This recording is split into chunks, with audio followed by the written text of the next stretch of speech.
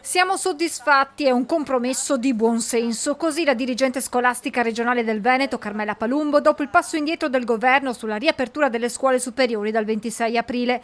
In queste ore presidi e prefettura al lavoro per organizzare il piano trasporti e dall'ufficio scolastico del Veneto un'indicazione ai dirigenti per modulare la didattica da lunedì prossimo. Io vorrei privilegiare soprattutto i ragazzi di quinta, cioè noi adesso dobbiamo salire, diciamo, dal 50% almeno al 60%. Se questa percentuale la possiamo raggiungere ammettendo in presenza al 100% tutti i ragazzi di quinta per un mese e qualche giorno, credo che sia un bel segnale, un buon obiettivo. L'idea mia è di tenere le classi dalla prima alla quinta al 50 e di arrivare al 100% delle classi quinte.